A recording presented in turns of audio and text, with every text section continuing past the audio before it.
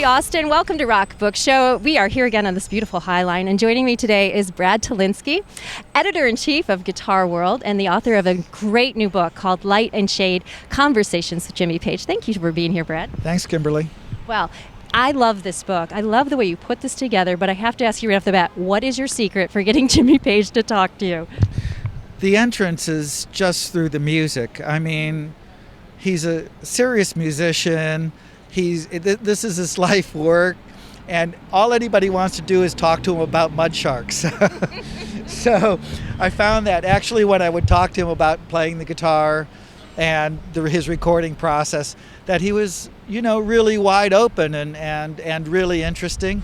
And then you save the mud sharks for last. There you go. That's good advice. And the title itself, Light and Shade, is actually based on something Jimmy said in one of my favorite documentaries, It Might Get Loud. It might get loud, yeah. But he uses that term while talking to me almost in every interview I've ever done with him. That's the way he describes his music. He likes things that have contrast, whether it's different kinds of chords or whether it's soft to heavy in terms of dynamics. And that's ultimately what makes Zeppelin's music and Jimmy Page's music so interesting is all the hills and valleys. Yeah, and we're going to talk more about that in a minute, but I first want to ask you, you called this book from over 50 hours of interviews that you did with him. How did you go about putting together the structure? Because you also use this little technique called musical interludes as well. Yeah, I really wanted Jimmy to speak. I wanted people to hear what he had to say and how he viewed Led Zeppelin and his secrets in the studio, and because he doesn't really talk that much, so I felt that was the interesting thing about the book. However, I felt if it was just a straight Q&A format that it would get boring, and no matter how interesting the person is. So I wanted to inject all sorts of little things so that when you got back to the Q&A you would be re-engaged, and that would be historical data, interviews with other musicians around him, John Paul Jones, Paul Rogers, and interviews that I've conducted where Jimmy's actually talked to other musicians. Yeah, those were great. I love those interviews. And I wanted to go back and just pick out a few things in the book and highlight them. The Yardbirds, and how the Yardbirds really played into the genesis of Led Zeppelin. Yeah. People tend to discount Jimmy's time with the Yardbirds, but he really loved the time with the band, and it was really important to him as a development as a musician and a performer. And before he was in the Yardbirds, he was a studio musician, so he spent all of his time playing on other people's records. And although he could express himself, it was to a limited degree. Well, the time in the Yardbirds really gave him his wings, so to speak, to explore his own music.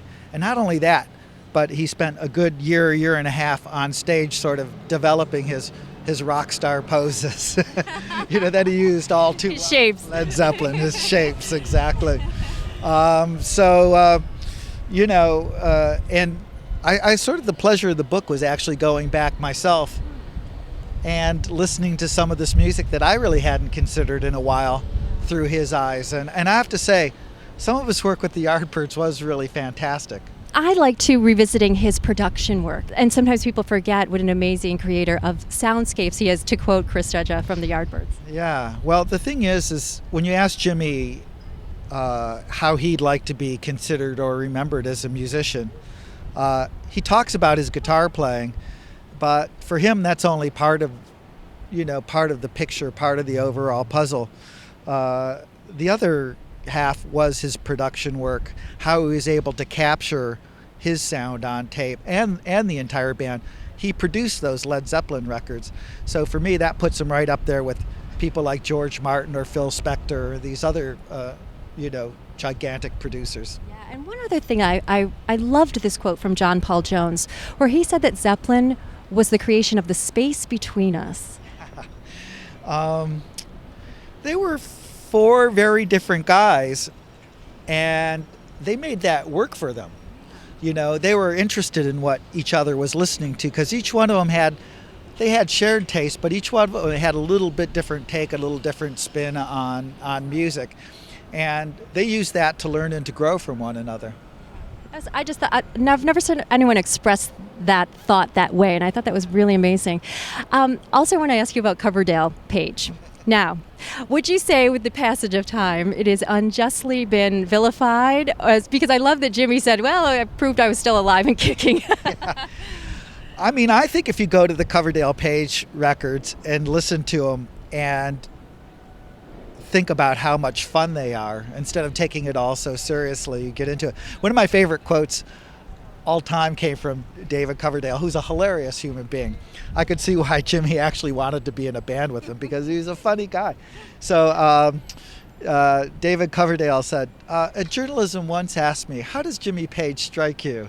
And I responded, often and with a clenched fist. Oh my gosh. All right, that's it. My crush continues on David Coverdale. But Brett, what would you say that fans continue to be curious about, continue to want more information about Jimmy Page? I think what they really want ultimately, and what's been so mysterious, is sort of what's in my book. Yes. As self-serving as that may seem. Look, if all there was to Led Zeppelin was groupies and drugs, then Poison would be the greatest band of all time. You know, they're not? Well, you know, maybe not in the top 10, maybe in the top 5, I don't know. But they're the second largest selling rock band of all time behind the Beatles. And nobody ever really analyzes the music in a serious way like they do the Beatles or Bob Dylan or even the Rolling Stones or the Who. Mm-hmm. And I think that whether they know it or not, what they really want to know is, how did they make this stuff? Yeah. And it wasn't just the lifestyle, it was the work of 4 geniuses, 4 brilliant guys. Yeah. You say in the book that Jimmy really isn't a recluse, more like someone who just doesn't want to share that much with the world. Yeah, I think that that's true. But here's the interesting thing: is what he really likes when you talk to him, if you're going to do an interview with him on a professional level, are really detailed questions. I mean, it seems counterintuitive. He hates open-ended questions, won't respond to them. So actually going into an interview with him is like preparing like a trial lawyer, because you have to phrase your questions in such a way that it solicits an answer, a real answer based on something. And I found that actually the more in-depth, the more thoughtful the question, the better the answer that I got out of him. So I don't think it's so much that he doesn't like to answer the questions. It just depends on the question. Yeah, and that's fair. Now, you have a chapter in the book about Jimmy's guitars, amps, and effect. So if Jimmy wasn't looking, which guitar would you put in your car? Oh, it'd have to be the number 1 Les Paul, without a doubt. But I could tell you sort of a funny story. Often when I would interview Jimmy, there would be a photo shoot, or there'd be some other things attached to it, and he'd bring his guitars with him. So he brought the double neck, he brought the Les Paul, and one conversation that we had revolved around Led Zeppelin 3.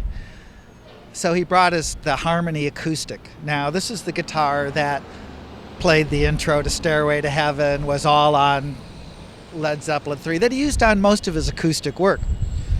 And I asked him, do you mind if I play it, do you mind if I strum it? And for one brief second, I thought, do I break out the intro to Stairway to Heaven? Because, you know, I mean, how great would it be if you're going out anywhere to say that you actually played Stairway to Heaven on the guitar that Stairway to Heaven was played on? But he was looking at me, and I could not bring myself to do it. I could just imagine him rolling his eyes, and that would be the end of all of it. So I just played a few chords and had it. It always continues to be the good advice. Don't be that guy.